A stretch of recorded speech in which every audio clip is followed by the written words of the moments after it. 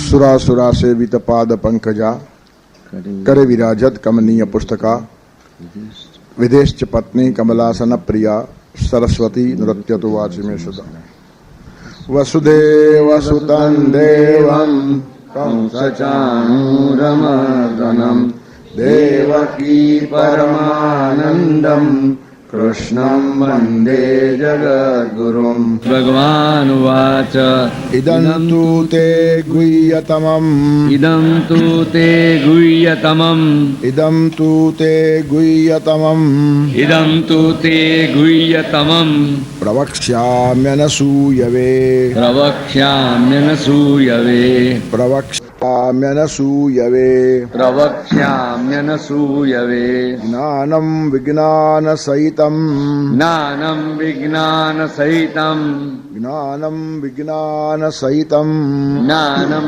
विज्ञानं सहितं यज्ञात्वा मोक्ष्यसे शुभात् यज्ञात्वा मोक्ष्यसे शुभात् यज्ञात्वा मोक्ष्यसे शुभात् यज्ञात्वा मोक्ष्यसे शुभात् राजविद्या राजगुह्यम् राजविद्या राजगुह्यम् राजविद्या राजगुह्यम् राजविद्या राजगुह्यम् पवित्रमिदमुत्तमम् पवित्रमिदमुत्तमम् पवित्रमिदमुत्तमम् पवित्रमिदमुत्तमम् प्रत्यक्षावगमम् धर्म्यम् प्रत्यक्षावगमम् धर्म्यम् प्रत्यक्षावगमम् धर्म्यम् प्रत्यक्षावगमम् धर्म्यम् सुसुखम् कर्तुमव्ययम् सुसुखम् कर्तुमव्ययम् सुसुखम् कर्तुमव्ययम् सुसुखम् कर्तुमव्ययम्। 8 અધ્યાયના સતત પ્રયાસ પછી અર્જુનના ચહેરા ઉપર ભાવની અને શ્રદ્ધાની રેખાઓ પરમાત્માએ અંકિત જોઈ છે અને તેથી પ્રશ્ન પૂછવાની રાહ જોયા વગર બોલવાનું શરૂ કર્યું છે. નહીં તો પૂછ્યા વગર જવાબ અપાય નહીં એમ શાસ્ત્રનો સંકેત છે. મનુ ભગવાન કહે છે મનુસ્મૃતિમાં ના પૃષ્ઠ કસ્યચિત બ્રુયાત, તમને પૂછવામાં ના આવે ત્યાં સુધી કોઈને જવાબ આપવાની ઉતાવળ કરો નહીં. એ દોડદા પણ કહેવાય. ઘણા માણસોને ગમે તે વાતમાં ઘોડું ઝુકાવવાની ટેવ હોય.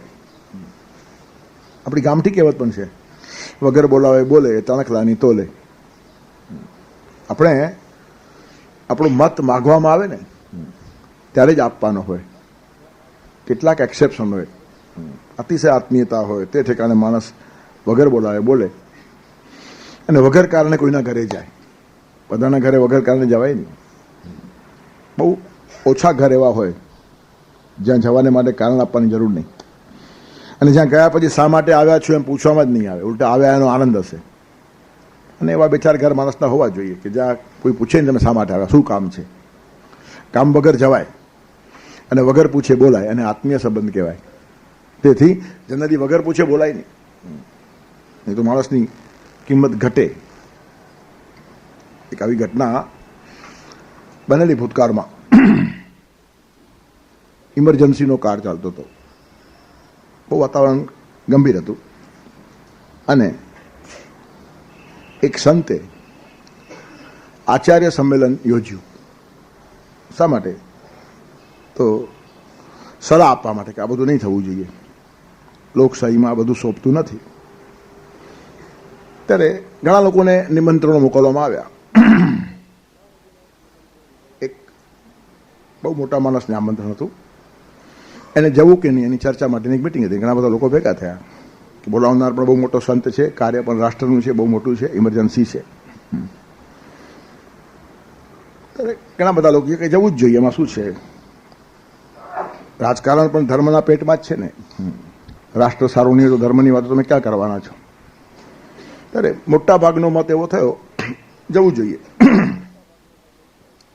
યોગાનો યોગ અનાયાસે હું ત્યાં પહોંચી ગયો. આઈ વોઝ નોટ ઇન્વાઇટેડ, પણ ત્યાં ઊભો હતો એટલે મારા પણ બધા લોકો પરિચિત હતા. ત્યારે મને કે તમારો શું મત છે, જવું જોઈએ કે નહીં? બધું નહીં જવું જોઈએ.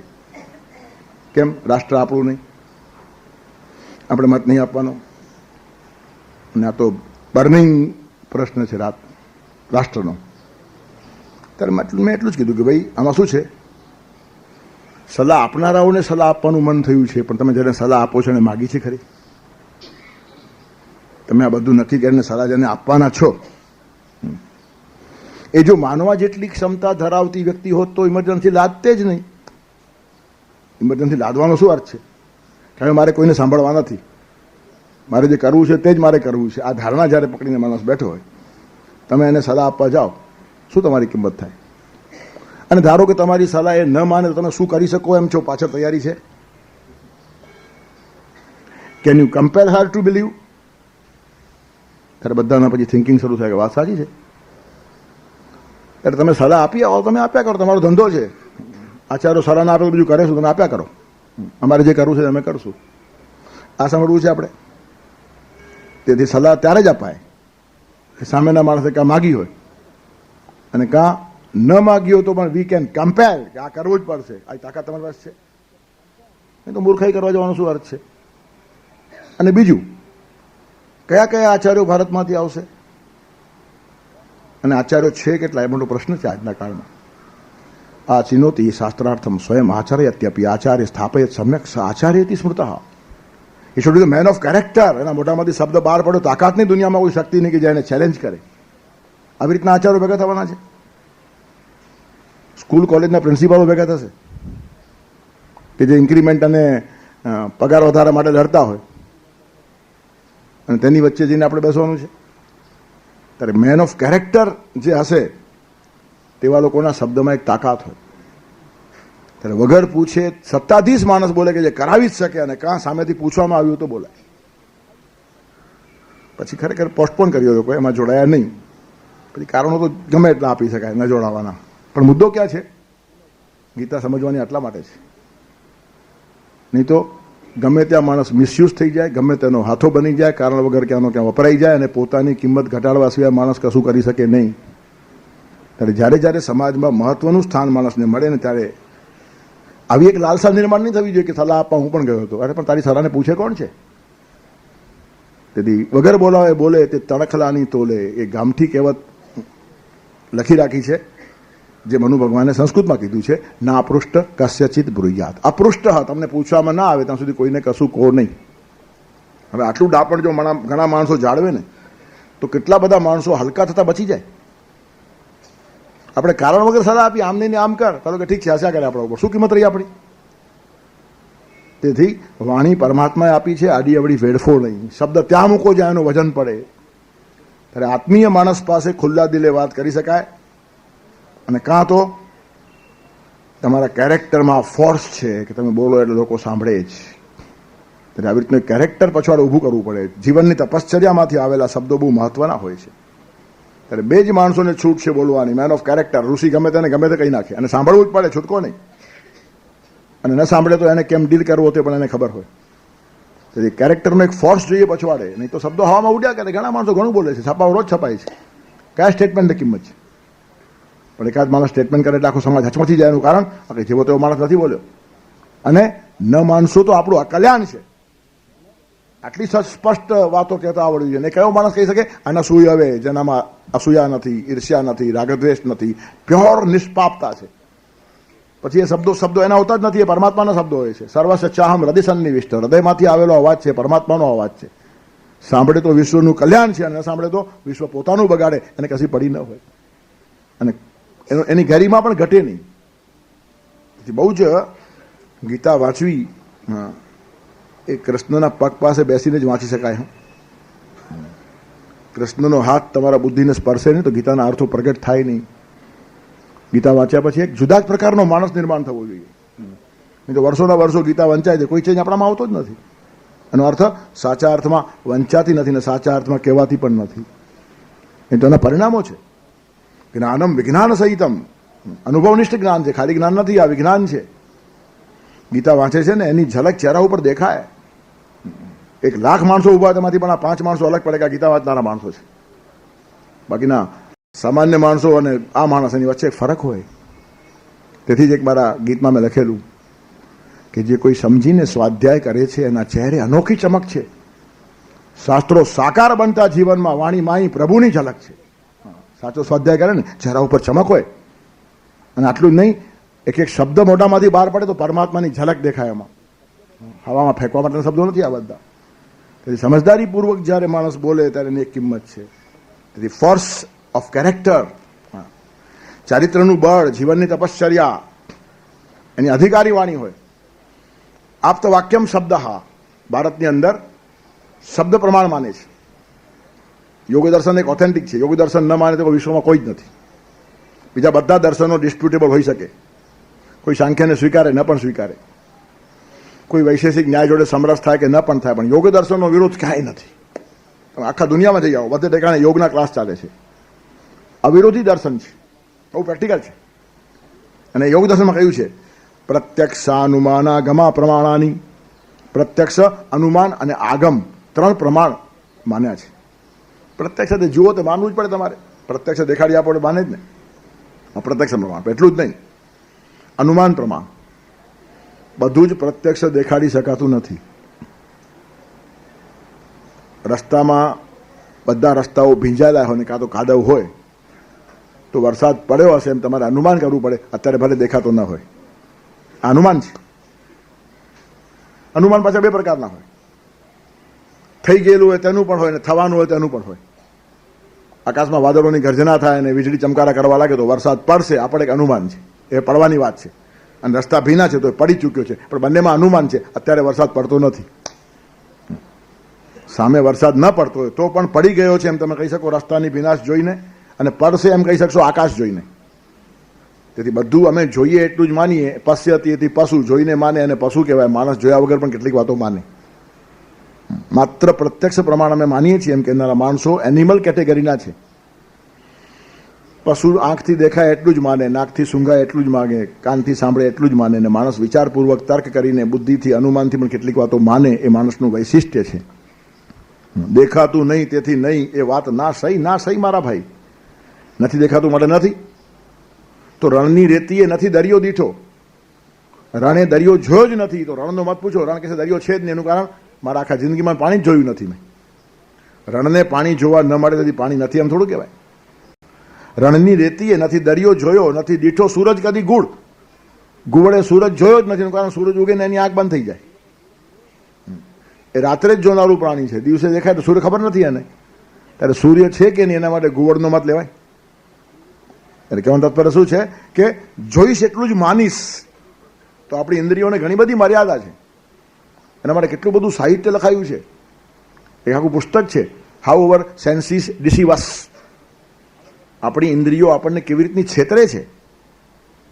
આપણે આંખથી જોઈએ સાચું નથી હોતું. તમે ટ્રેનમાં બેઠા હો છો, તમારી ટ્રેન પ્લેટફોર્મ પર ઊભી છે અને બાજુની ટ્રેન ચાલવા લાગે, તમને તમારી ટ્રેન ચાલી એવું લાગે છે કે નહીં? ચાલતી હોય બાજુની ટ્રેન, પણ એ ટ્રેન આખી પસાર થઈ જાય ત્યારે ખબર પડે કે આપણી ઊભી જ છે. પણ ત્યાં સુધી આપણે ભ્રમમાં હોઈએ, એ ટ્રેન ચાલતી હોય અને આપણી ટ્રેન ચાલે છે એવું લાગે. ત્યારે આપણી આંખો કંઈ આપણને સાચું દર્શન કરાવતી નથી. તમે એક ટબની અંદર પાણી ભરી રાખો. હવે પાણીમાં ચંદ્રનું પ્રતિબિંબ પડે છે. હવે ચંદ્ર પૃથ્વીથી 2,39,000 માઇલ દૂર છે. હવે જેટલો દૂર છે એટલો દૂર પાણીમાં દેખાય છે. તો આ ટબની ઊંડાણ 2,39,000 માઇલ ક્યાંથી આવી? એનો અર્થ આપણી આંખ આપણને છેતરે છે. જેટલું તમને આકાશમાં ચંદ્ર ઊંચો દેખાય એટલો પાણીમાં તમને નીચો દેખાય છે. હવે આટલો તમારો ટબ છે, 1.5-2 ફૂટની ખાલી ઊંડાઈ છે અને તેમાં 2,39,000 માઇલ સમાવી નાખ્યા છે. એ તમારી ભ્રાંતિ છે. થોડું ઘણું વિજ્ઞાન ભણતા થઈને ખબર છે, વક્રી ભવનનો આ જ નિયમ છે. સીધી લાકડી પાણીમાં ત્રાસી રાખો તો વાંકી દેખાય છે, વાંકી છે નહીં. ત્યારે કહેવાનું તાત્પર્ય ઘણી બધી ઘટનાઓ એવી છે કે બધું પ્રત્યક્ષ તમે જોયા કરતા હો તે સાચું નથી. આંખે જોયેલું પણ ખોટું હોઈ શકે, કાને સાંભળેલું પણ ખોટું હોઈ શકે. એનું કારણ છે આપણી ઇન્દ્રિયોની ઘણી બધી મર્યાદાઓ છે. તેથી પ્રત્યક્ષ પ્રમાણ કરતાં અનુમાન પ્રમાણ પણ માનવું પડે. જીવનની અંદર કેટલીક વાતો અનુમાનથી માનવી પડે. આમ થયું એટલે આમ હોવું જોઈએ, આ એક અનુમાન છે. અને ત્રીજું એક પ્રમાણ માને છે આગમ પ્રમાણ. આગમ એટલે વેદ. હવે આગમના 2 ભાગ પડે. એક શાસ્ત્ર પ્રમાણ અને એક શબ્દ પ્રમાણ. વેદ પણ શબ્દ જ છે અને બીજો વેદ પુરુષ છે. વેદ બોલે તે માનો અને વેદ પુરુષ બોલે તે માનો. જીવંત વ્યક્તિના શબ્દોને પ્રમાણ માનેલા છે. કારણ તે વેદરૂપ થઈ ગયો હોય. વેદમાં એમાં ફરક નથી. વેદને અમાન્ય એવી એકે વાત એના મોઢામાંથી ભૂલથી પણ નહીં આવશે. આટલો વેદ જોડે સમરસ થયેલો માણસ છે. અને આ બધા ઋષિઓ આવા હતા. ઋષિના શબ્દને કિંમત હતી. ઋષિ બોલે રાજાએ પણ માનવું પડે. વિશ્વામિત્ર રામ લક્ષ્મણને લેવા આવ્યા છે. દશરથની ઈચ્છા નહીં હતી, નાના બાળકો છે, તમારે યજ્ઞ રક્ષા કરવી છે ને આખી સેના આપી દો, જોઈએ તો હું આવું.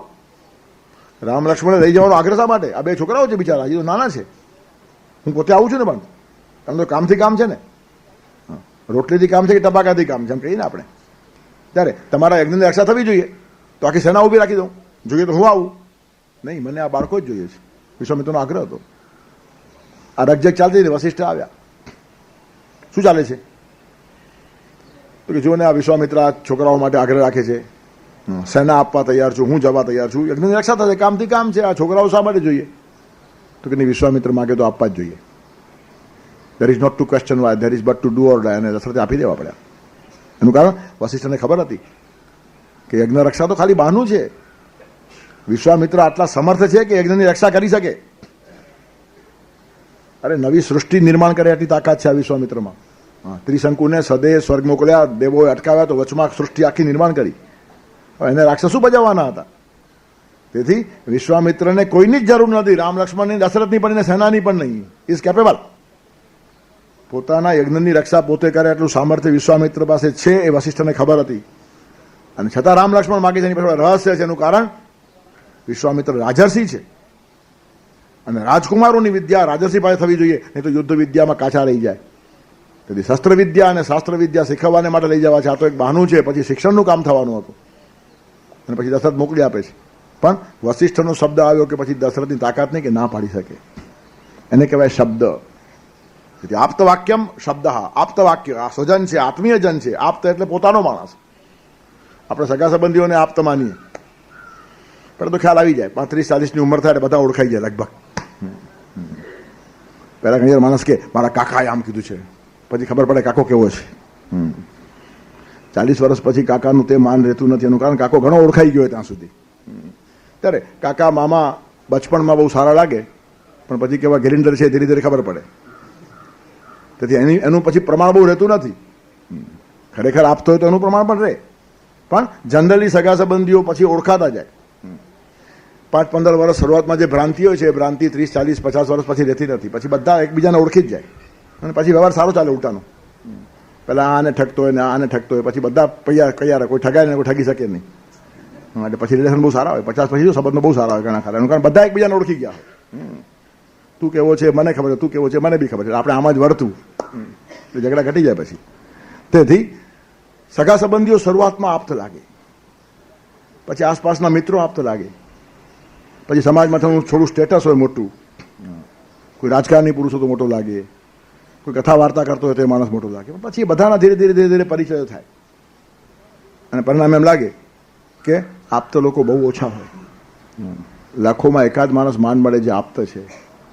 અને એટલા માટે આપ્તની વ્યાખ્યા કરી, રાગાદિ વશાદપી નાન્યથા વાદિર આપ્ત.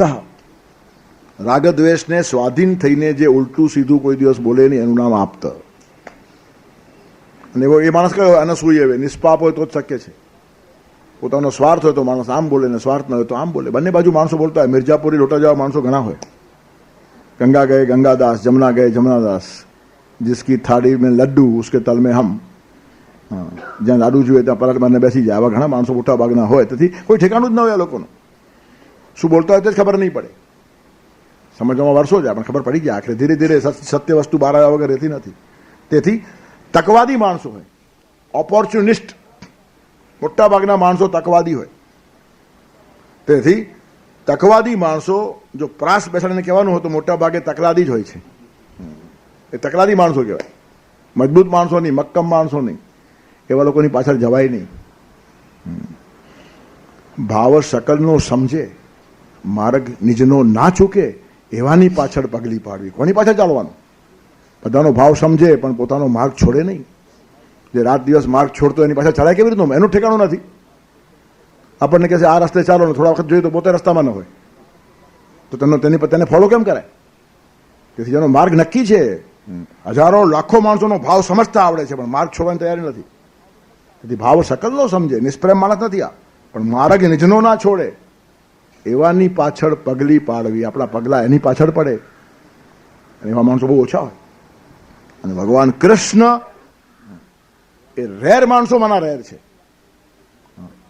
હજારો લાખોમાંથી એકાદ માણસ મળે ને એવા જયારે હજારો ભેગા થાય એમાં એકાદ નીકળે એનું નામ છે કૃષ્ણ. તેથી ગીતાનો મહિમા ધ્યાનમાં આવે. સાક્ષાત પૂર્ણ પુરુષોત્તમ પરબ્રહ્મ સાકારિત થઈને આ પૃથ્વી ઉપર નાચવા આવ્યું એના મોઢામાંથી જે વાઘ ગંગાવી છે એનું નામ છે ગીતા. અને આ અધ્યાયની અંદર ભગવાન બહુ ખીલ્યા છે અને ખુલ્યા છે. અર્જુનના પ્રશ્નની રાહ જોયા વગર બોલવા લાગ્યા છે. એનું કારણ આટલી આત્મીયતા ભગવાને અનુભવી છે.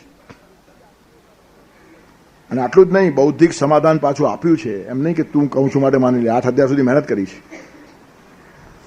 અને મહેનતનું પરિણામ નિર્માણ થયું છે. અર્જુનના ચહેરા ઉપર દેખાય છે. ખરો સ્વાધ્યાય કર્યો છે અર્જુને અને પરિણામે શ્રદ્ધાના પ્રાંતમાં પ્રવેશ થાય છે. બુદ્ધિનો પ્રાંત હંમેશા અધૂરો છે. ગણપતિનો એક દાંત આખો છે ને એક દાંત અડધો છે. અડધો દાંત બુદ્ધિનો છે અને આખો દાંત શ્રદ્ધાનો છે. એનું કારણ બુદ્ધિ હંમેશા અધૂરી છે. પણ અધૂરી છે એટલે ચલાવવાની એમ નહીં, બુદ્ધિ ખૂબ ચલાવવાની. અને પછી બુદ્ધિ પોતે જ નક્કી કરે કે હવે એનાથી આગળ મારાથી જવાય નહીં. એટલે બુદ્ધિની અધુરાશ બુદ્ધિને ખબર પડે એ જ બુદ્ધિની મહાનતા છે. જે માણસ પોતાની મર્યાદા સમજી લે એનાથી મોટો માણસ કોઈ જ નથી. આપણે થાપ ક્યાં કહીએ છીએ? આપણી મર્યાદા ઓળખતા નથી. 5, 25, 50 માણસો જો આપણી વાવા કરવા લાગે તો આપણે કોલર ટાઈટ કરીએ કે જટિયા હોઉં તો હોમે ખરો, નહીં તો આટલા બધા માણસો વખાણ થોડા કરે. પતી ગયું, ખલાસ થયો માણસ. તેથી લાખો માણસ આપણું વર્ણન કરતા હોય તો પણ આપણને આપણી મર્યાદા ખબર હોય એ આપણી મહાનતા છે. તેમ બુદ્ધિ ગમે એટલી હશે, હિમાલય સુધી પહોંચતી હશે, પણ બુદ્ધિને ખબર હોવી જોઈએ કે કેટલાક પ્રાંતો મારા નથી. વાણી ને પહોંચે જ્યાં બુદ્ધિ ના જાય, ભાવ ભર્યા ગીતો હૃદયથી ગવાય. કેટલાક હૃદયના પ્રાંત શરૂ થાય અને ત્યાં બુદ્ધિ અસહાય છે. બુદ્ધિ હલકી નથી. હા, બહુ શ્રેષ્ઠ બુદ્ધિ છે. પરમાત્મા પછીનું તત્વ બુદ્ધિ છે. ઇન્દ્રિયાણી પરાન્યાહુ ઇન્દ્રિય પરમ મન મનસસ્તુ પરા બુદ્ધિ યો બુદ્ધે પડતા શું છે? બુદ્ધિનું મહત્વ ઘટાડવાને માટે વાત નથી કરતા આપણે. બુદ્ધિ બહુ શ્રેષ્ઠ છે. ઇન્દ્રિયો કરતા મન શ્રેષ્ઠ, મન કરતા બુદ્ધિ શ્રેષ્ઠ, પણ બુદ્ધિ કરતા આગળનો પ્રાણ છે પરમાત્માનો. અને ત્યાં બુદ્ધિએ સમર્પિત થઈ જવું જોઈએ. પાછા વળવાની હિંમત રાખવી જોઈએ. કેવળ ઈગો ઈગો ઈગો ઈગો માણસ જાય, કોઈક ક્યાંક વર્તા બી આવડવું જોઈએ. એક કવિએ બહુ સારું લખ્યું હશે કે પહાડના શિખર ઉપરથી નીચે પડે એનું કારણ શિખર પર પહોંચ્યા પછી પણ એકાદ પગલું આગળ જવાનો પ્રયત્ન મેં કર્યો હશે, જવાય નહીં. ત્યાં પડવાની જ વાત હોય. પછી ક્યાંક આસન સ્થિર થવું જોઈએ. આસન છે મત ડોલ. તેથી જીવનની એક ઊંચાઈ આવ્યા પછી પલટ મારતા આવડવું જોઈએ. ભગવાન શિવજી સાક્ષાત જ્ઞાનના દેવ છે, પણ કૈલાસ પર પલટ મારીને બેસી ગયા. એકાદ સ્થાન એવું આવે જ્યાં પલટ મારો, નહીં તો બુદ્ધિ માણસને ખલાસ કરી નાખે. ગાર્ગીએ સભાની અંદર યાજ્ઞવલ્ક્યને કેટલા પ્રશ્નો પૂછ્યા છે, વાંચવા જેવું છે ઉપનિષદની અંદર. એક પછી એક પ્રશ્ન પૂછે છે. કેટલી સ્ત્રીઓ ભારતમાં વિદ્વાન હતી, સ્ત્રીઓ ભારતમાં ભણતી નહોતી ને અભણ નથી, એ બધું મધ્યયુગીન કાળમાં આવેલો કચરો છે. ઋષિ પ્રજ્ઞાની સ્ત્રીઓ હતી અને ભર સભાની અંદર યાજ્ઞવલ્ક્ય જેવા ભગવાન જેના માટે કહેવાય, ભગવાન યાજ્ઞવલ્ક્ય, તેની જોડે શાસ્ત્રાર્થ કરી શકે આવી શક્તિ ભારતની અંદર હતી. એક એક પ્રશ્ન પૂછે ને યાજ્ઞવલ્ક્ય જવાબો આપે છે, પણ પ્રશ્નનો અંત આવતો નથી. અને છેલ્લે જયારે ભયંકર પ્રશ્ન પૂછે ત્યારે યાજ્ઞવલ્ક્ય છે હવે બસ થઈ જા, નહીં તો મસ્તક ફાટી જશે. એનું કારણ કોઈ ઠેકાણે એક મર્યાદા આવીને ઊભી રહે છે. આનો નિર્માતા કોણ, આનો નિર્માતા કોણ, આનો નિર્માતા કોણ? છેવટે ભગવાનને પરબ્રહ્મની વાત આવતા એનો નિર્માતા કોણ? ત્યાં જવાય ખરું? કોઈક ઠેકાણે મર્યાદા જાળવતા આવડવી જોઈએ. અને શિવજી પોતે સાક્ષાત જ્ઞાનના દેવ છે. એમને જ્ઞાન મેળવવાનું નથી, જ્ઞાન સ્વરૂપ છે, જ્ઞાન મૂર્તિ છે. જ્ઞાન રાણા શિવજી એવું એમનું નામ કહેવાય છે. પણ કૈલાસ પર પલાઠ મારીને બેસી ગયા. તેથી બુદ્ધિ જ્યાં પલાઠી મારીને બેસે ત્યાંથી શ્રદ્ધાનો પ્રાણ શરૂ થાય અને પરમાત્માનો પ્રાણ છે, હૃદયનો પ્રાણ છે. ત્યાં પછી તોડફોડ ન હોય. બુદ્ધિ વિશ્લેષણનું કામ કરે, તોડફોડનું કામ કરે, વિભક્ત કરવાનું કામ કરે, અભ્યાસ કરવાનું કામ કરે અને શ્રદ્ધા, ભાવ, હૃદય એ જોડવાનું કામ કરે. અંતિમ પરમાત્મા સાથે જોડાઈ જવાનું છે અને તેના માટે જગતનો અભ્યાસ કરી લેવાનો. ત્યાં તોડફોડ જરૂરી છે, વિજ્ઞાન જોઈએ જ, પણ એનાલિસિસ ખાલી પૂરતું નથી. સિન્થેટિક એવું મોટી વાત છે. તેથી ભક્ત જોડનારો છે, વિભક્ત એટલે તોડનારો. વિભક્ત પણ ખરાબ નથી, તોડફોડ કરીને અભ્યાસ કરવો જ પડે. વિજ્ઞાન જો શોધખોળ નહીં કરે તો ઘણી વાતો ખબર પણ નહીં પડે આપણને, પણ અલ્ટિમેટ નથી. તેથી શ્રદ્ધાનો, ભાવનાનો એક પ્રાણ શરૂ થાય. યા તો વાંચો નિવર્તન તે અપ્રાપ્ય મનસાસ, જ્યાં વાણી પહોંચતી નથી, જ્યાં મન જતો નથી. એ જ વાતો 15મા અધ્યાયમાં કીધેલી છે. ન તદ્વાસય તે સૂર્યો, ન શશાંકો, ન પાવક, સૂર્ય એને પ્રકાશિત કરી શકે નહીં, ચંદ્ર એને પ્રકાશિત કરી શકે નહીં, અગ્નિ એને પ્રકાશિત કરી. સૂર્ય એટલે બુદ્ધિ, સૂર્ય એટલે ઋષિ, સૂર્ય એટલે જ્ઞાન, સૂર્ય એટલે પ્રકાશ. તેથી સૂર્ય એ તત્વને પ્રકાશિત કરીને એનો અર્થ જ્ઞાન બુદ્ધિ ત્યાં પહોંચે નહીં. ચંદ્ર એને પ્રકાશિત કરે. ચંદ્ર એ મનનો દેવ છે. ચંદ્રમાં મનસો જાત, ચક્ષો સૂર્યો અજાયત, શ્રોત્રાદ વાયુશ્ચ પ્રાણશ્ચ, મુખાદ અગ્નિરજાયત. આ બધા સંકેત છે. આદિત્યમાં રહેલું તેજ. આદિત્ય ચક્ષુનો દેવ છે. આંખથી ભગવાન દેખાય નહીં. ભગવાનને દર્શનનો વિષય નથી. દર્શન થાય તો ઓબ્જેક્ટ થઈ જાય. ભગવાનને ઓબ્જેક્ટ બનાવી શકાતા નથી. ભગવાનને અનુભવવાનો વિષય છે. રિયલાઇઝેશન થાય એનું. પ્રત્યક્ષ ભગવાન મેં જોઈએ બોલવા માટે ઠીક લાગે, પણ એ ઓબ્જેક્ટ થાય છે. અને જે વસ્તુને નામ રૂપ છે તે મિથ્યા છે, ખલાસ થવું જ પડે એને. એટલે પરમાત્માના દર્શન કર્યા. દર્શન શબ્દ છે ને એ અનુભૂતિ માટેનો શબ્દ છે. અને એટલે જ દર્શન કરતી વખતે આંખ બંધ કરવાના છે. કારણ સામે જોવાનું નથી, અંદર ઉતારવાનો છે. ખુલ્લી આંખે દેખાય તે પ્રદર્શન, અને બંધ આંખે થાય એને દર્શન કહેવાય. તેથી પરમાત્મા એ રિયલાઇઝેશનનો અનુભૂતિનો વિષય છે. પ્રત્યક્ષ પરમાત્માને મેં નાચતો જોયો એમ બોલવું એ કાવ્યાત્મક છે, સાહિત્ય સારું લાગે, પણ ખરેખર તો એમની અંદરની અનુભૂતિ છે, તેની સાથે રહેલી અભિવ્યક્તિ છે. આવું કંઈ બાવલા જેવો ભગવાન સામે આવીને નાચતો નથી કોઈના પણ. અને જ્યારે સંતો કહેતા હોય ને ત્યારે પ્રત્યેકમાં ભગવાન જોવાની હિંમત છે. એટલે કે આ છોકરો પણ નાચતો હોય તો એમને કૃષ્ણ દેખાય. નામદેવ કીર્તન કરે, પૂઢેદેવ નાચે પાંડુરંગ. એનો અર્થ જન જનમાં પાંડુરંગ જોવાની હિંમત છે માણસમાં. જે નાચે તે ભગવાન છે એવું એને લાગે. પણ એવું ક્યારે લાગે? અંદર ખરેખર ભગવાન નાચતો હોય ત્યારે. સાચો ભગવાન જ્યારે અંદર નાચવા લાગ્યો ત્યારે સૃષ્ટિની અંદર નજર નાખું ત્યાં હે નારાયણ વિધ વિધ રૂપે ભાડું એ અવસ્થા આવી જાય. એ ટોચ પર માણસ પહોંચી જાય. તેથી પ્રત્યક્ષ સૂર્ય ત્યાં પહોંચતો નથી એનો અર્થ આંખથી એ દેખાતો નથી. ચંદ્ર ત્યાં પહોંચતો નથી કારણ મનથી એ પકડાતો નથી. ચંદ્રમાં મનસો જાત. ચંદ્ર એટલે મનનો દેવ છે. સૂર્ય એ ચક્ષુનો દેવ છે. ત્યાં બુદ્ધિની વાત આવે છે, ત્યાં ઋષિની વાત આવે છે, ત્યાં ગાયત્રી મંત્રના ઉપાસનાની વાત આવે છે. આ એક યુનિટ છે આખો. સૂર્ય, ઋષિ, બુદ્ધિ, ગાયત્રી મંત્ર, પ્રકાશ એ બધાનું એક વર્તુળ બનાવો. ચંદ્ર આવ્યો એટલે ચંદ્રની જોડે મન આવે, મનની જોડે કલ્પના આવે, કલ્પના અને મન જોડે આવનારા કવિઓ આવે. તેથી આપણે એક યુનિટ થયું. ચંદ્ર છે, કવિ છે, કાવ્ય છે, કલ્પના છે, મન છે, આનું એક યુનિટ થયું. પેલું બુદ્ધિનું અને પ્રકાશનું યુનિટ હતું. આ મન અને ભાવનાનું યુનિટ આવ્યું. ત્યાર પછી અગ્નિ છે,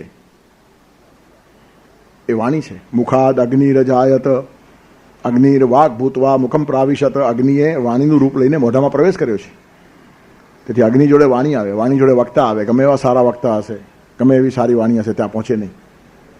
તેથી સૂર્ય પહોંચતો નથી એટલે બુદ્ધિ પહોંચે નહીં. પ્રકાશ, કોઈ પ્રકાશ ત્યાં કામ લાગતો નથી. ત્યાં આત્મપ્રકાશ ચાલે, બીજો પ્રકાશ ચાલે જ નહીં. મન પહોંચે નહીં એટલે કવિઓની કલ્પનાઓ પણ એને પકડી શકે નહીં. સૃષ્ટિના હે સર્જક તુજને કોઈ શક્યું ના જાણી. કવિ ગણને જ્યાં ઋષિમુનિઓની કલ્પના અડજાણી. સ્નેહ સુમન સુવાળા જાણે, સ્પર્શ તકી કરમાય, ભાવ ભર્યા ગીતો હૃદયથી ગવાય. એ આવા સુમાળા પુષ્પ છે. એને વાણીનો સ્પર્શ થતો કરમાઈ જાય. શબ્દોની તાકાત નહીં કે પરમાત્માને પકડી શકે. ગમે તેવા સ્તવન ગાઓ, બધા સ્તવન પરમાત્મા પાસે અધૂરા છે. ખરેખર પરમાત્માની જ્યારે અનુભૂતિ થાય ને ત્યારે બધા સ્તવન બંધ થઈ જાય. ગદગદ થઈ જાય માણસ. શબ્દો નીકળતા જ નથી મોઢામાં. તમે સ્તવન શું કરો? પરમાત્મા નથી સામે આવ્યો ત્યાં સુધી સ્તવન થાય, આવે ત્યારે થાય જ નહીં. ઉભો પ્રભુ પુષ્પો તણી માળા ધરીને હાથમાં. પૂજા કરવાની કેટલી કલ્પનાઓ માણસ કરે. ભગવાન આપણા ઘરે આવે તો આમ કરશું ને આમ કરશું ને, પહેલાં તો માળા જ પહેરાવશું ને, સાષ્ટાંગ પ્રણામ કરશું ને, કેટલી પ્રાર્થનાઓ ગાઈ નાખશું ને, કેટલા સ્તોત્રો મોઢે આવડે બધા સાંભળાવી જશું. પણ ખરેખર ભગવાન આવે તો આવું થાય ખરું? અવાક થઈ જાય માણસ. માળા હાથમાં આવે તો પડી જાય, ભગવાનના ગળામાં ના જાય. હાથમાં રહેલી માળા પડી જાય. શબ્દો પણ બોલે નહીં. રાત દિવસ બોલનારો માણસ અવાક થઈ જાય તે વખતે. અરે સામાન્ય કોઈ જે માણસને મોટો માનતા હોય ઓચિંતો આપણા ઘરે આવે તો આપણા હાલ થઈ જાય. આ માણસને આપણા ઘરે એકદમ. તો સૃષ્ટિનો સંચાલક જો તમારા બારણે આવીને ઉભો રહે એકાદ દિવસને ડોરબેલ મારે, તમારા હાલ શું થાય? તેથી હાથ કામ નહીં કરે, પગ કામ નહીં કરે, માથું નમવાની તૈયારી નહીં, બધા તમારો અસહકાર કરે. વાણી બોલે નહીં, માણસ અકળાઈ જાય, મૂંઝાઈ જાય કે ભગવાનની પૂજા કરવાની કેમ. તે વખતે એક જ વસ્તુ કામ લાગે, આંખમાંથી આંસુ પડે અને આંસુથી પૂજા થાય. એનું કારણ આંસુ તમારા હાથમાં નથી. હાથ તમે ચલાવો છો, માળા તમે પહેરાવો છો, માથું તમે નવાવો છો, સાષ્ટાંગ તમે કરો છો, સ્તવનો તમે ગાઓ છો, આંસુ તમે પાડતા નથી. પોતાની મેળે પડી જાય છે અને પોતાની મેળે થાય તે જ પૂજા શ્રેષ્ઠ. તેથી અશ્રુ કરતા મોટો અભિષેક નથી. પરમાત્માને પૂજા માટેનો અભિષેક અશ્રુ. વાક ગદગદા, વાણી ગદગદ થઈ જાય, નીકળે જ નહીં. તેથી બહુ જ ઉપરના પ્રાંતમાં ઘૂસ્યા છે આ 9મા અધ્યાયમાં ભગવાન. તેથી આપણે આ શ્લોક પાછો ખેંચ્યો. જ્યાં સુધી બેકગ્રાઉન્ડ ખબર નહીં પડે, પાયો મજબૂત ન હોય ને તો ઇમારત ઢસું બધું થઈ જાય. ત્યારે સામાન્ય પ્રાંત નથી. આમાં ઘણી બધી વાતો ભગવાન એવી કહેવાના છે કે ભાવાવસ્થા આપણી ન સમજાય પણ નહીં આપણને. જ્ઞાનેશ્વર ભગવાનને જેમાં સમાધિ લાગી અધ્યાય કેવો હશે? તો સાક્ષાત જ્ઞાન સ્વરૂપ છે. અને આ અધ્યાયથી એ પાગલ થયા હતા. ત્યારે આટલી ઊંચાઈથી ભગવાન વાત કરે છે અર્જુનની પાસે. એનું કારણ 8 અધ્યાયના પ્રયત્ન પછી અર્જુનનો ચહેરો જ ભગવાનને નવો દેખાયો છે. અનસૂય હવે અસૂયા છે જ નહીં, મત્સર છે જ નહીં, રાગદ્વેષની વાત જ નથી. હવે અર્જુન રંગાયો છે. આપણે ગાઈએ છીએ ભજન, રંગાઈ જાને રંગમાં, પણ નથી રંગાવવું એમ નક્કી કરીને. બહુ પાકું હોય, ગાનાર માણસો બહુ પાકા હોય. રંગાઈ જા, તું રંગાઈ જા એમ. આપણે બહુ પાકા છીએ. તમે 3 વાત રાખજો યાર, અમારે તો ચાલે. બીજાને જ આપણે ભણાવી નાખીએ છીએ, આપણું ભણવાનું રહી ગયું. તેથી રંગાઈ જાને રંગમાં. અરે રંગાઈ જાઉં રંગમાં, જાને શું બીજાને રંગવાના છે? મારે રંગાઈ જવાનું છે. પણ આપણે ભજન પણ નક્કી કરીને ગાઈએ કે આપણે ગામને જ રંગવા છે, આપણે રંગાઈ જવું નથી. અને ગામ રંગાઈ જાય અને બિચારું ભોળું હોય તો પછી આપણે એને મૂર્ખા બનાવી શકીએ. ત્યારે કહેવાનું તાત્પર્ય શું છે? આપણા જેવો પાકો માણસ ભગવાનના પંદરે પડ્યો બી નહીં હોય. બહુ ઉસ્તાદ છીએ આપણે. અને એટલે તો કવિ કહે છે ને કે મને જોઈને હસવું હજારો વાર આવે છે, પ્રભુ તારા બનાવેલા તને આજે બનાવે છે. ભગવાને માણસને બનાવ્યા, પણ માણસ ભગવાનને રોજ બનાવે છે. એને તો આપણને એકવાર બનાવ્યા જન્મ આપ્યો ત્યારે, પણ આપણે 80 વર્ષ એને બનાવ્યા જ કરીએ છીએ. પણ એ નથી બનતો, આપણે બનીએ છીએ. ભગવાનને છેતરનારો માણસ પોતે છેતરાતો હોય છે. અને ખબર ક્યારે પડે? જીવનનો છેડો આવે ત્યારે. ત્યાં સુધી હસતો હોય માણસ. અસત કર્મ કરાવે ત્યાં છે રોવત ફલ ભોગવાવે. તેથી પરમાત્માને છેતરનારો માણસ પોતાની જાતને છેતરતો હોય છે. તેથી તલ્લીન થવો જોઈએ માણસ, રંગાઈ જવો જોઈએ માણસ. અહીંયા અર્જુનનો ચહેરો રંગાયેલો દેખાયો છે. પછી અસૂયા હોય જ નહીં, પછી મત્સર હોય નહીં, સરખામણી હોય નહીં, સ્પર્ધા હોય નહીં. પછી જ્ઞાનનો પ્રવાસ શરૂ થઈ જાય. ઈશ્વરના હૃદયમાંથી વાગધારા છૂટે છે. નાનકડું નિર્દોષ બાળક જન્મેલું છે ને, એ જોયા પછી માના દૂધ સ્તનમાંથી દૂધ નીકળવા જ લાગે છે. અને જ્યાં સુધી એ નિષ્પાપતા છે ત્યાં સુધી દૂધ આવે. બાળક સમજવા લાગે દૂધ બંધ થઈ જાય છે. સામાન્ય ભૌતિક દૂધ પણ નીકળતું નથી. થોડીક વાતો આ દેવડી થઈ કે આ દૂધ બંધ થઈ જાય તો જ્ઞાનનો પ્રવાહ ક્યાંથી શરૂ થાય? પરમાત્માનું સ્તનપાન કરવાનું છે. પાર્થો વત્સ સુધીર ભોગતા, વાછરડું જ ગાયને ધાઈ શકે. ત્યારે ધાવવાની જે પ્રક્રિયા છે ને એ વત્સતામાં નિર્માણ થાય.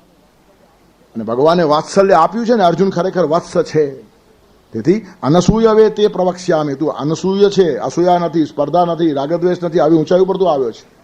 અને પરિણામે હું પોતાની મેળે તને કહું છું, ઇદમ તું તે ગુહ્યતમમ. હા, ગુહ્યતમ છે, રહસ્ય ખોલે છે ભગવાન. રહસ્ય ગમે તેની પાસે ખોલાય નહીં.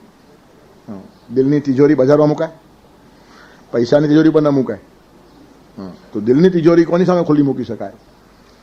જે ઠેકાણે સંપૂર્ણ એકાત્મતા આવી ગઈ હોય, ઐક્ય નિર્માણ થાય પરમાત્મા અને ભક્તની વચમાં, તે વખતે રહસ્યમય વાતો શરૂ થઈ જાય. તેથી ઇદમ તું તે ગુહ્યતમમ પ્રવક્ષ્યામી અનસૂયવે. હે અનસૂયવે, ઇદમ તું તે ગુહ્યતમમ પ્રવક્ષ્યામી. હવે તને ગુહ્યતમ વાત અને મોટા મોટા રહસ્યો તને હું કહી નાખું છું.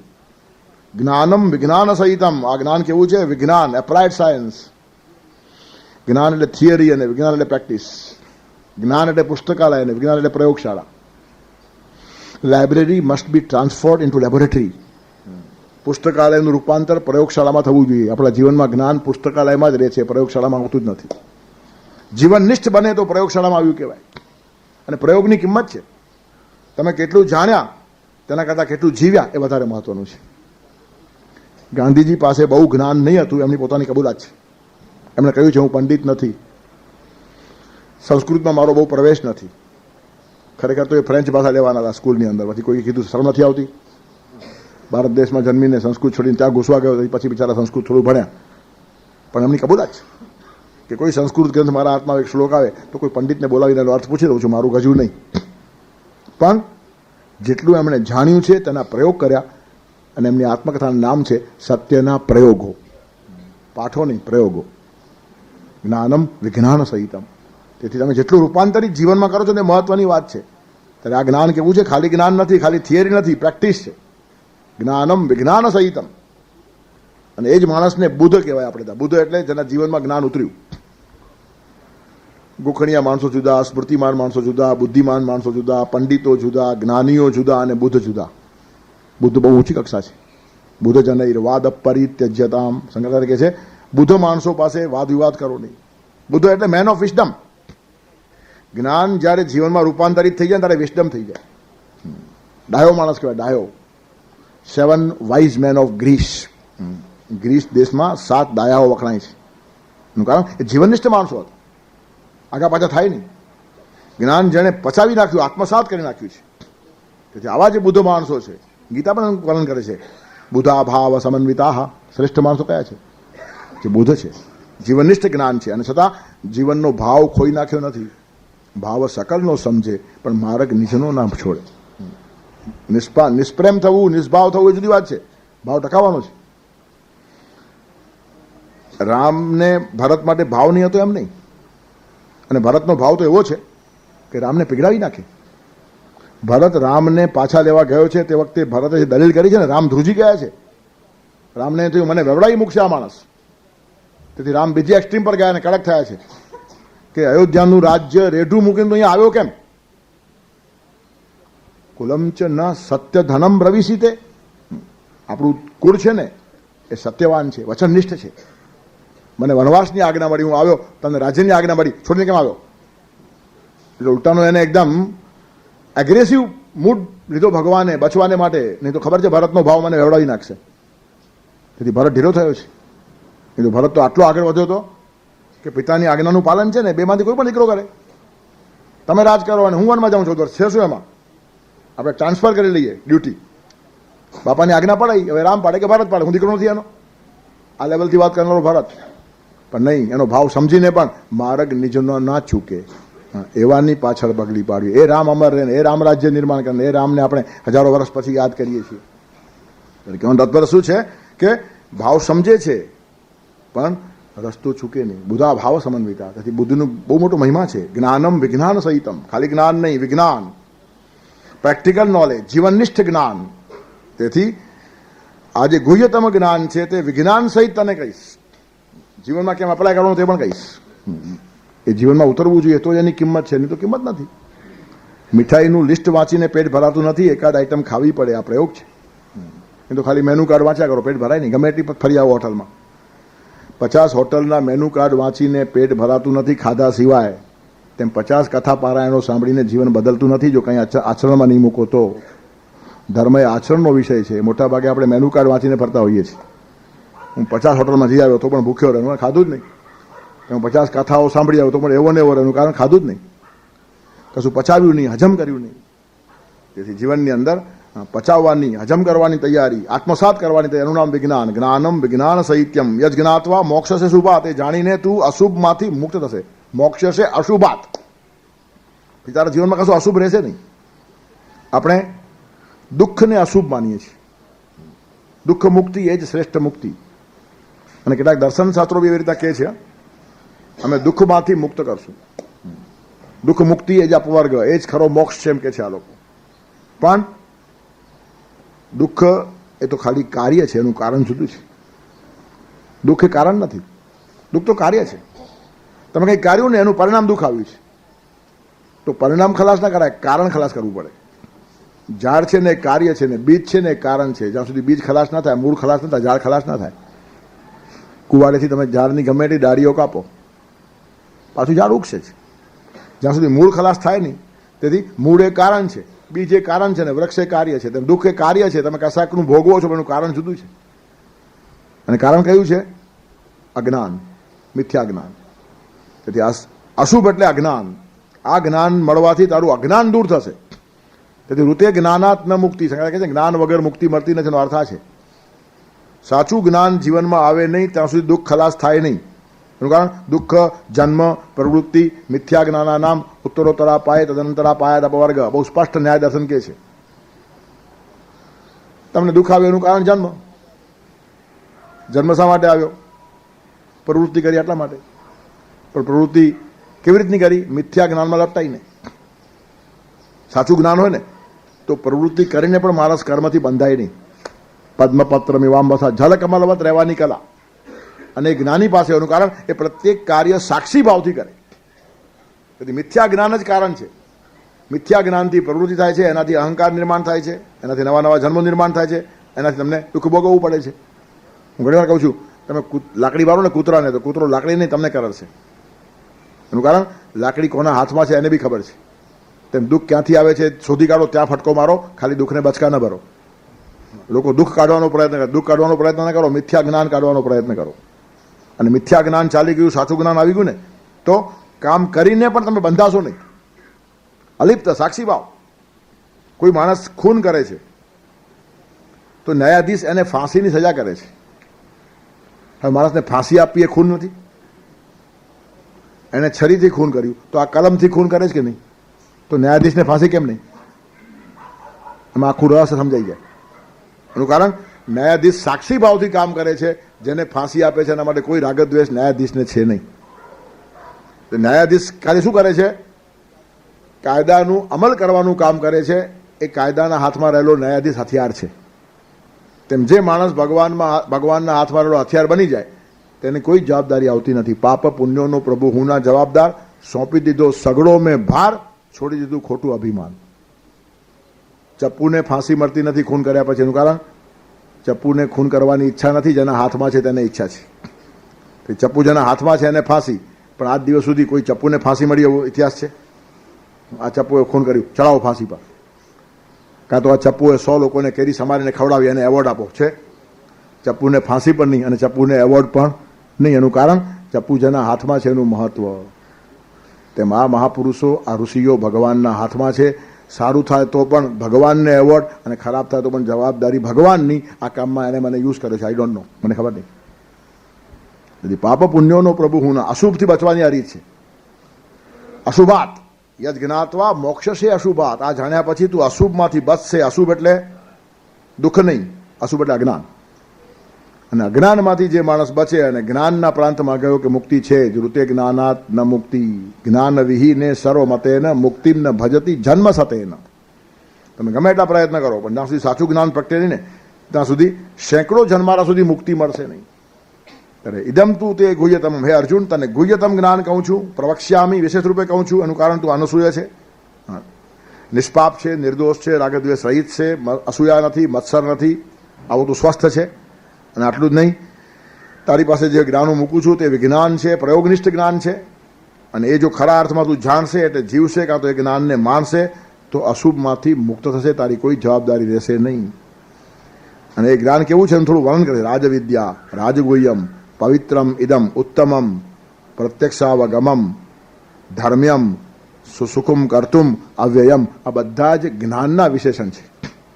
જ્ઞાન સહિતમ જ્ઞાનમ તને જે આપવાનું છું તે શું છે? એ રાજવિદ્યા છે. એટલે વિદ્યાઓની રાજા. અધ્યાત્મ વિદ્યા છે ને એ વિદ્યાઓની રાજા છે. ભગવાન તો અધ્યાત્મ વિદ્યાને જ વિદ્યા કહે છે.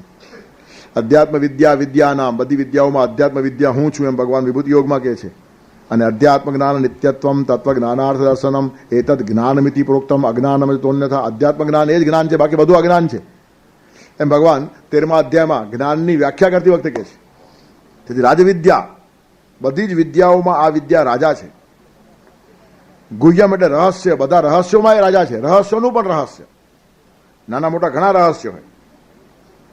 તેમ એક પડદો ખુલતો જાય ને, દરેક પડદે એક રહસ્ય હોય. તો 7મા પડદા પાછળ રહેલું જે રહસ્ય તે પણ આજે હું ખોલી નાખવા માંગુ છું. તેથી વિદ્યાઓનો રાજા, રહસ્યોનો પણ રાજા, રાજગુહ્યમ, પવિત્રમ. આ જ્ઞાન પવિત્ર છે. આટલું જ નહીં, ઇદમ એટલે આ જ્ઞાન ઉત્તમમ, ઉત્તમ છે. ઉત્તમ શબ્દ ભગવાનને એમને મોઢામાંથી સરી પડ્યો છે. એનું કારણ શબ્દો ખલાસ થાય ને ત્યારે ગમે તે મોઢામાંથી આવે. તમને કોઈ વાત ગમી જાય, તમે શું કહો? ગમ્યું શું કહો?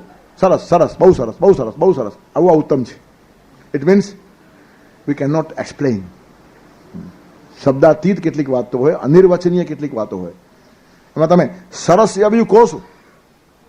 સારું કહો, બહુ સારું કહો, ઘણું સારું કહો, ખૂબ જ સારું કહો, અતિ સારું કહો. સરળતા જ મળ્યો ને. એક સારો શબ્દ પકડી બેસવાનો છે, ઉત્તમ શબ્દ ભગવાને પકડ્યો કે આ જ્ઞાન અતિશય ઉત્તમ છે. તેથી રાજાઓ વિદ્યાઓમાં એ રાજા છે, ગુહ્ય એટલે રહસ્યોમાં એ રાજા છે, અતિશય પવિત્ર છે. પવિત્ર થવું અતિશય અઘરું છે. ધનવાન થવું સહેલું, સત્તાવાન થવું સહેલું, યશવાન અને કીર્તિવાન થવું સહેલું. સૌથી અઘરામાં અઘરી વાત તો પવિત્ર થવું. પૈસો મળ્યો છે પણ હું પવિત્ર છું, મોટી વાત છે. શ્રેણિક રાજા ભગવાન મહાવીર પાસે સામાયિકનું રહસ્ય પૂછવા ગયેલો. ભગવાન મહાવીરે સામાયિક શબ્દ ધ્યાન માટે વાપર્યો છે. સમય એટલે આત્મા. અને આત્મામાં સ્થિર થવું એટલે ધ્યાન. બહુ સરસ શબ્દ છે, સામાયિક. જૈન લોકો કરે સામાયિક. તો શનિક રાજાએ મહાવીરને પૂછ્યું કે મને સામાયિક સમજાવો. તો મહાવીર કે ભાઈ અધિકાર વગર આ બધી વાતો મળે નહીં. તો મારો અધિકાર છે, આપણી મારા ઉપર કૃપા છે, મારું રાજ્ય બહુ સારું ચાલે. તો મારી કૃપા છે એમ બોલ નહીં. એનું કારણ તું રાજ્યમાં શું આડું કરતો મને ખબર નથી, એના પર મારા કૃપાનો લેબલ લાગે તો હું પાપનો ભાગીદાર થાય. જો કેટલા સ્વસ્થ હોય છે આ લોકો. આજનો કોઈ મહાપુરુષ ખુશ થાય. આપની કૃપાથી હું કરોડપતિ થયો એમ કોઈ ભગત કે તો કરો ટાઈટ કરે, એમ મારી કૃપા એવી તો ઘણા ઉપર છે, તું શું ઘણા થયા. પણ ખબર નથી પડતી કે જે હરામખોરી કરીને થયો હશે ને કરોડપતિ, એમાં તારા આશીર્વાદ ભળ્યા એટલે તું ભાગીદાર થયો છે. તેથી આપણા આશીર્વાદથી કોઈ કરોડપતિ થયા એમાં યશ ન લો, એ તો દુઃખદ ઘટના છે. આપણા આશીર્વાદથી કોઈ માણસ થાય તે મહત્વનું છે, ખાલી શ્રીમંત થાય મહત્વનું નથી. શ્રીમંત થાય ને માણસ ન હોય તો શેતાન શ્રીમંત શું કામનો? હજારો લાખો માણસોના લોહી ચૂસીને માણસ શ્રીમંત થયો અને તેમાં આપણા આશીર્વાદ ભર્યા હોય તો સત્યાનાશ નહીં થાય આપણો પોતાનો? તેથી પ્રચારક ધંધાદારી માણસો આવું બોલતા હોય પોતાનું ગ્રુપ વધારવા માટે, તમે અમારા ગ્રુપમાં આવી જાઓ. અમારા ગ્રુપમાં આવીને કેટલા માણસો કરોડપતિ થઈ ગયા. તમારા ગ્રુપમાં કરોડપતિ થવા ના આવે, માણસ થવા માટે આવે. સત્સંગમાં માણસ થવા માટે જાય, કરોડપતિ થવા માટે બજારમાં જાય. અને સત્સંગમાં પણ કરોડપતિ થવા આવતો હશે તો સત્સંગ નથી, બજાર છે એમ નક્કી થઈ ગયું. કોઈ દિવસ પ્રચારના નામે આવું આકર્ષણ ઊભું ન કરો. અમારા ગ્રુપમાં જોડાય, અમારા સત્સંગમાં જોડાય તે માણસ કરોડપતિ થવાનો અર્થ તમારો સત્સંગ એ બજાર છે. તમે એમ જ કહો અમારી પાસે આવે તે માણસ થાય છે તો તમારું સત્સંગ એ મંદિર છે. ભગવાન અને એની વચ્ચેનું અંતર ઘટે છે, આ કેવું જોઈએ. પણ લખપતિ થાવ ને કરોડપતિ થાવ ને તમને ઘણા સોદાઓ મળશે ને ઘણા વેપારીઓ અહીંયા આવે છે ને ઓળખાણ થશે, તમે જુઓ તો ખરા ક્યાં ના ક્યાં પહોંચશો. એનો અર્થ બજાર ખોલીને બેઠેલો ધંધાદારી ધર્મગુરુ છે, એને ગીતાને જ્ઞાનને સત્સંગને કાંઈ લાગે વર્ગે નહીં. તેથી બહુ સ્વસ્થ ચિત્તે પવિત્ર થવું અતિશય અઘરું છે. માણસ ધનવાન થઈ જાય પણ પવિત્ર ખરો, સત્તાવાન થઈ જાય પવિત્ર ખરો, વિદ્વાન થઈ જાય પવિત્ર ખરો.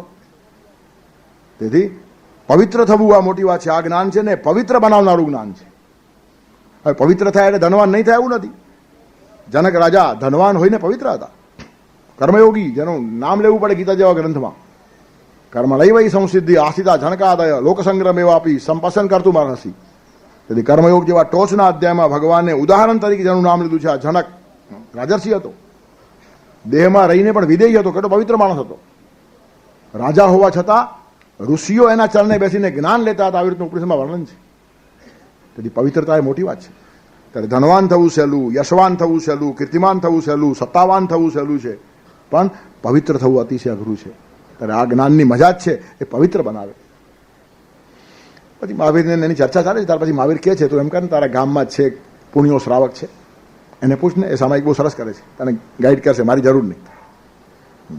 કેટલાક કામો નીચેના લેવલ પતતા હોય, બધું હું જ કહું એવો આગ્રહ હોય નહીં આ લોકોનો. ત્યારે પુણ્યા પાસે આવે ને પછી પકડી મંગાવે છે ને, બોલ પુણ્યા, સામાયિકનું શું મહત્વ છે? આમ પકડીને જ્ઞાન મળે. તદ્વિધિ પ્રણિપાતે ન પરિપ્રશ્ને ન સેવયા. રાજાને જ્ઞાન મળતું નથી, શિષ્યને જ્ઞાન મળે છે. અર્જુનને જ્ઞાન મળ્યું દ્રોણ પાસે, દુર્યોધનને નહીં મળ્યું. એનું કારણ દુર્યોધન રાજા હતો. આચાર્ય ઉપસંગમ્ય રાજા વચનમ અબ્રવીત. દુર્યોધન જ્ઞાનથી વંચિત રહ્યો, એનું કારણ રાજા થઈને ગયો, શિષ્ય થઈને જવાય. આ સૈનિકને ખબર નહીં, ત્યારે દમદારી કરવા લાગ્યો. પુણ્ય હસવા લાગ્યો કે તને કંઈ ખબર નહીં પડે એમ કે હું તને જેલમાં પૂરું છું કે મારું શરીર તારા હાથમાં આવશે, હાથમાં નહીં આવે. એ જ તો મજા છે, ધ્યાનની મજા જ આ છે. નૈનમ છિન્નંતી શસ્ત્રાણી નૈનમ દહતી પાવક નચૈનમ ક્લેદયંતી આપો નશોષયતિ મારુતઃ. પછી મહાવીરને એમ થયું, સૈનિકને એમ થયું કે મારી કંઈ ભૂલ થાય છે. પછી હાથ જોડે છે, વિનંતી કે મહાવીરે મોકલાવ્યો છે મને, કે મને સમજાવો કે ધ્યાનનું રહસ્ય શું, સામાયિકનું રહસ્ય શું, મારે કરવું છે, સાચું સામાયિક કરવું છે. પછી એ કહે છે કે વર્ષોથી હું ધ્યાન કરું છું, રોજ મારું ધ્યાન લાગે, પણ એકવાર ધ્યાન લાગ્યું નહીં. પછી મેં અભ્યાસ કર્યો. ધ્યાન છે ને જીવનનો તાળો છે. તમે દિવસે ખરાબ કામ કરો તો રાત્રે ઊંઘ ના આવે, તેમ જીવનમાં અસ્તવ્યસ્ત કામ કરો ધ્યાન નહીં લાગે. તે ધ્યાનમાં તો પરિચય છે આપણા જીવનનો, ત્યાં દેખાઈ જાય પડદા ઉપર કે શું ખોટું થયું છે. જે માણસો ધ્યાન કરતા હોય ને એ પવિત્ર જ હોય, અને પવિત્ર ન એનું ધ્યાન થાય જ નહીં. એ ધ્યાન ન થાય તો આપણે ક્યાંક અપવિત્ર છીએ એમ સમજીને સુધારવાનો પ્રયત્ન કરો. અને એ વાત પેલો સમજાવે છે, મારા જીવન કશું ખોટું હતું જ નહીં, બહુ પવિત્ર સારું જીવન જીવું છું, પણ એકવાર મારું ધ્યાન લાગે જ નહીં. પછી ઘેર જઈને પત્નીને પૂછ્યું કે મેં તો કંઈ કર્યું નથી, પણ તે કર્યું છે કંઈ? ઘરનો માણસ બી આડું અવડું કરે ને તો મેળ ના પડે. તેથી સરસ્વતી કુટુંબો આખા ઘરના ઘર પવિત્ર હોવા જોઈએ. ઘરમાં એકાદ માણસ ખોટું કરે તો બીજાને નુકસાન થાય. હું નથી કરતો ખરાબ કામ, મારો દીકરો કાંઈ ના ચાલે. તેથી પત્નીને પૂછ્યું છે, પત્ની કે નહીં હું પણ તમારા જેવી જ છું, તમારા પગલે ચાલું છું, આપણે કોઈનું ખોટું લેતા નથી, કંઈક ખરાબ કરતા નથી, કોઈનું બગાડતા નથી, તો પણ યાદ કર કંઈક તો થયું હશે. પછી પત્નીને એમ થયું કે હું છાણા બીણા બનાવું છું, બહાર સૂકવું છું, બાજુવાળા બી સૂકવે છે, ભૂલમાં એકાદ છાણું આવી ગયું હોય તો ઉભા રહો, તપાસ કરી આવું. તે પોતાના બધા છાણા કાઢે, એના પર છાપ જોતી ગઈ, એક છાણું નીકળ્યું બાજુવાળાની છાપનું. ઓળખ્યા લોકો પોતાના છાણાને, એ છાણું બાજુમાં ફેંકી દીધું. પોતાના પત્નીને કીધું ભૂલથી એક છાણું આવી ગયું તો મને લાગે છે ગયું. તરત ધ્યાન લાગ્યું એનું. આ ઘટના કહીને પેલો પુણ્યો શ્રાવક કહે છે પેલા શ્રેણિક રાજાને કે અજાણતા મારા દ્વારા નહીં, મારી પત્ની દ્વારા બાજુવાળાનું એક છાણું ભૂલથી પણ આવી ગયું તો મારું ધ્યાન લાગે નહીં, તો હજારો કાળા કર્મ કરનારા માણસો ધ્યાનના ગમે એટલા વર્ગો ભરે, ગમે એટલી હજારો ફી ભરે, ધ્યાન થોડું લાગવાનું છે. ધ્યાન એ કસરત નથી, એ વ્યાયામ નથી, એ વિશુદ્ધ જીવનનું પરિણામ છે. તેથી પાવિત્ર્ય અતિ મહત્વનું છે. ઘણા માણસો જ્ઞાનના ક્લાસ ભરવા જાય, બહુ મોટી ફી ભરો એટલે મોટું ધ્યાન લાગે. એમ 10 રૂપિયામાં નાનું ધ્યાન લાગે, 10,000 ભરો તો મોટું લાગે. તેથી મોટી ફી હોય તો ઘણા માણસો જાય. એનું કારણ ત્યાં કંઈ મોટું ધ્યાન મળશે. અરે શું મળે? ધ્યાન સાવ મફતમાં મળે છે. એક પૈસાની જરૂર નથી ધ્યાનને, જીવનના પવિત્રતાની જરૂર છે. તેથી પવિત્રમિદમ ઉત્તમ, આ અતિશય પવિત્ર જ્ઞાન છે ને અતિશય ઉત્તમ જ્ઞાન છે. પ્રત્યક્ષાવગમમ, પાછું આ પ્રત્યક્ષ મેળવી શકાય એવું છે. તરત અનુભવ થાય, રિયલાઇઝ થાય. આ વાયદા બજાર નથી. આજે ધ્યાન કરો ને આવતા જન્મમાં ફળ મળશે, આવું નહીં. હમણાં જ ધ્યાન કરો, તમારા બધી ઇન્દ્રિયો બદલવા લાગે. તમારા હાથ પવિત્ર થઈ જાય, આંખ પવિત્ર થઈ જાય, કાન પવિત્ર થઈ જાય, વાણી પવિત્ર થઈ જાય. બોલો એટલે ભગવાન બોલવા લાગે, સાંભળો એટલે તમને બધા શબ્દો ભગવાનના જ લાગે. તમે કોઈની વાત સાંભળો ને તો જેની વાત સાંભળો એને શાંતિ થાય. ભલે કંઈ કરી શકો નહીં, તમે કંઈ કરી શકો નહીં એને, પણ ખાલી એની વાત તમે સાંભળી એમાં એટલો ખુશ થઈ જાય, એનું અડધું દુઃખ તો ઓછું થઈ જાય. આ બધું પરિવર્તન છે. તમે કોઈની વાત સાંભળો તો એ માણસને ગમવા લાગો, 2 શબ્દો બોલો તો સામેના માણસને ગમવા લાગે, કોઈ તરફ તમે જુઓ તો એ માણસ ખુશ થઈ જાય. બ્રહ્મીભૂત કાયા હોત સે કીર્તની તુકારામ કહે છે ને, શરીર બ્રહ્મીભૂત થાય, ખાલી આત્મા નહીં. એ માણસનો હાથનો સ્પર્શ છે ને એ પણ બીજાને જીવન આપે. અને એટલે જ ઘણી વાર હું ગામઠી ભાષામાં કહું છું કે હડપલા કરનારો હાથ આશીર્વાદ આપવાની ક્ષમતા ગુમાવી બેસે છે. તેથી બધી જ ઇન્દ્રિયો પવિત્ર છે. એનો હાથ આટલો પવિત્ર છે કે સ્પર્શ થાય ને તો પરમાત્મા જ એનો વાત્સલ્ય જ પ્રગટે, એમાંથી વિકાર આવે જ નહીં. જેના હાથને વિકાર સ્પર્શતો નથી, જેની આંખમાં રાગદ્વેષની અમી દ્રષ્ટિ, જેના તરફ જુએ તેનું કલ્યાણ થાય આવી મગજમાં ભાવના હોય. સર્વેત્ર સુખિનઃ સંતુ સર્વે સંતુ નિરામયા સર્વે ભદ્રાણી પશ્યંતુ મા કશ્ચિત દુઃખમાં આપનુયા. બોલે તો મધુરતા, વાણીમાંથી ભગવાનનો અવાજ પ્રગટે. સાંભળે તો એમ આપણને સંતોષ થાય, ભગવાનને આપણી વાત સાંભળીને એવું લાગે. તેથી કાન પવિત્ર, આંખ પવિત્ર, જીભ પવિત્ર, આ બધા પ્રત્યક્ષ પુરાવાઓ છે. પ્રત્યક્ષ વાગમમ. હા, તમારા પરિવર્તન આવવા જ લાગે. થોડો એ માર્ગે માણસ ચાલવા લાગે ને, સામાન્ય થોડું ચાલો તો પણ આ અનુભવ થાય. તો જે માણસ ઠેઠ પહોંચ્યો તેનું શું થતું હશે? એટલા માટે આ ઋષિઓ અને સંતો અતિશય મહાન થઈ ગયા. નિવૃત્તિ, જ્ઞાનદેવ, સોપાન મુક્તાબાઈ, એકનાથ, નામદેવ, તુકારામ, આજે ગર્જનાઓ થાય છે. એનું કારણ બ્રહ્મીભૂત કાયા હોત હશે કીર્તની. અને તે પ્રત્યક્ષ આ લોકોનો અનુભવ છે. પ્રત્યક્ષાવગમમ ધર્મ્યમ. આ જ ખરો ધર્મનો માર્ગ છે. ધર્મ પરિવર્તનને માટે છે, ભાષણને માટે નથી. ધર્મ આચારને માટે છે, પ્રચારને માટે નથી. ધર્મ જીવનને માટે છે, દેખાવને માટે નથી. દંભ અને પ્રદર્શન જ્યારથી ધર્મમાં ઘૂસ્યા ત્યારે ધર્મને બહુ નુકસાન થયું છે. તેથી ધર્મ ને પ્રચારની બહુ જરૂર જ નથી. હમણાં જ એક ઠેકાણે ગયો હતો, રંગ અવધૂતની તિથિ હતી, બધું એમનું જ ગ્રુપ ભેગું થયું હતું. ત્યારે રંગલીલા અમૃતનું વાંચન ચાલતું હતું. મેં કીધું રંગ અવધૂતે આ જ વાત કરી છે, રંગાઈ જાઓ. રંગ એટલે રંગાઈ જવું, લીલા એટલે જીવનને રમત સમજવી, અને અમૃત એટલે મર્યાદા જેવું જીવવું નહીં. આ ધર્મનું પરિણામ. રંગાયા છો તો ધાર્મિક છો. લીલા જીવન રમત લાગે છે તો ધાર્મિક છો. અને જીવન મરદા જેવું નથી, ચેતનવંતું છે તો તમે ધાર્મિક છો. ત્યારે રંગ લીલા અમૃત શું કહે છે? ધર્મ સાચો સમજાવે છે. ત્યારે જીવનની અંદર ધર્મ લાવવો જોઈએ. અને રંગ અવધૂતજી એક વાત બહુ સારી કીધેલી કે કોઈ પણ સારા વિચારોને પ્રચારની જરૂર જ નથી, એ આચારથી જીવતા હોય છે. મને આટલું બધું વાક્ય ગમ્યું. મોટા લોકોના મોઢામાંથી પડેલું એકાદ વાક્ય પણ બહુ શાશ્વત હોય. કોઈ પણ સારા વિચારોને આચારની જરૂર છે, પ્રચારની જરૂર નથી. ફૂલ કોઈ દિવસ સુગંધનો પ્રચાર કરતું નથી, સુગંધ આપે છે. સૂર્ય પ્રકાશનો પ્રચાર કરતો નથી, પ્રકાશ આપે છે. અને આપણે ધર્મનો પ્રચાર કરીએ છીએ, આચરતા નથી. ત્યારે પ્રકાશ એ આપવાની ચીજ છે, પ્રચારની ચીજ નથી. સુગંધ એ આપવાની ચીજ છે, પ્રચારની ચીજ નથી. તેમ ધર્મ પણ આચરવાની ચીજ છે, તેના બદલે પ્રચારની ચીજ બની ગઈ. અને પરિણામે દેખાવ, દંભ, પ્રદર્શન, આડંબર, તોફાનો, આ બધું ધર્મમાં વધવા લાગ્યું.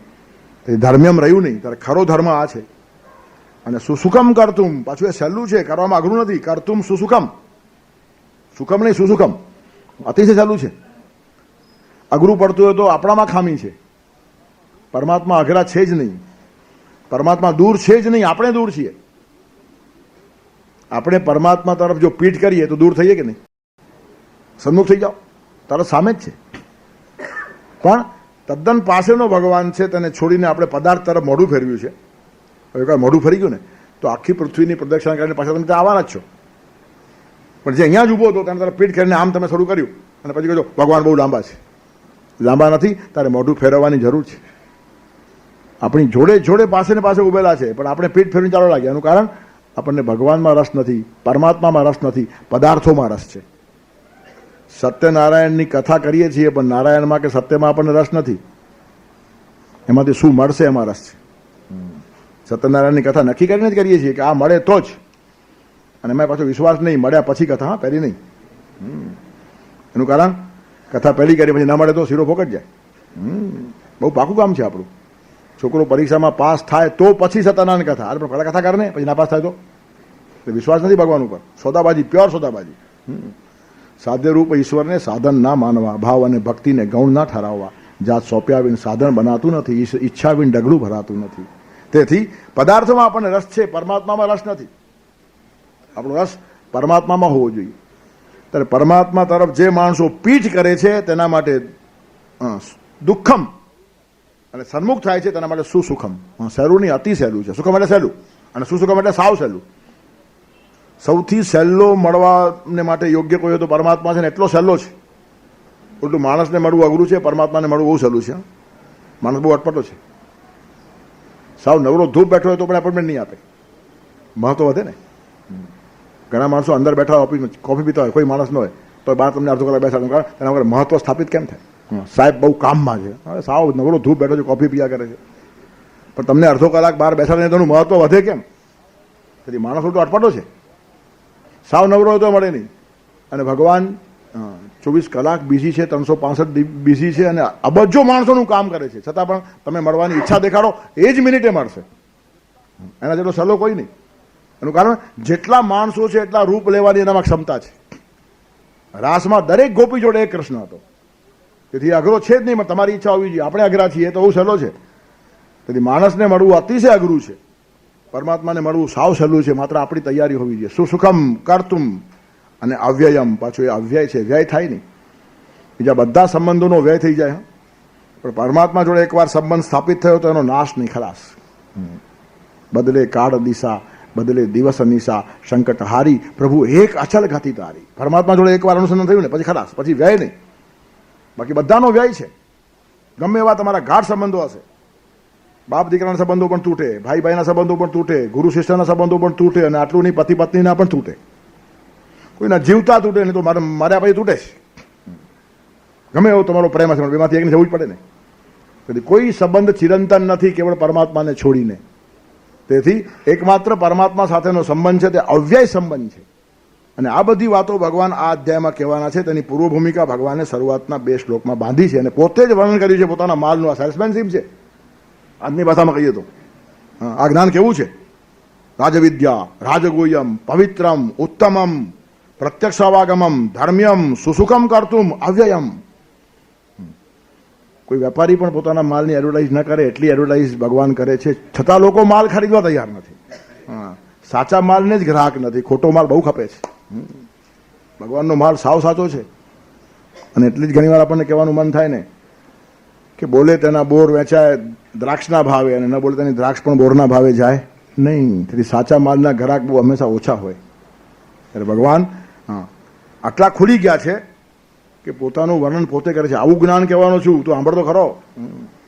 ઓછા નામે આપણે વાંચવાનો અને સમજવાનો પ્રયત્ન કરીએ છીએ જ્યારે સુસુકુમ થાય ને જ્યારે જીવનમાં આવે પ્રત્યક્ષ અવાગમમ.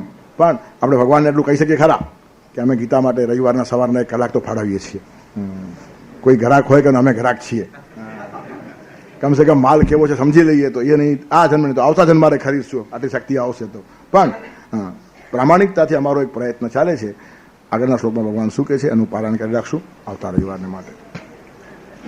અશ્રદ્ધાના પુરુષા પુરાણા પુરુષ ધર્મસ્યાસ્ય પરંતપ ધર્મસ્યાસ્ય પરંતપ અપ્રાપ્ય મામ નિવર્તન્તે અપ્રાપ્ય મામ નિવર્તન્તે મૃત્યુ સંસાર વર્તમની મૃત્યુ સંસાર વર્તમની વસુદેવ સુતં દેવં કંસ ચાણૂરમર્દનમ દેવકી પરમાનંદમ કૃષ્ણં વંદે જગદ્ગુરુ ગુરુર્બ્રહ્મા ગુરુર્વિષ્ણુ ગુરુર્દેવો મહેશ્વર ગુરુ સાક્ષાત પરબ્રહ્મ તસ્મૈ શ્રી ગુરવે નમઃ.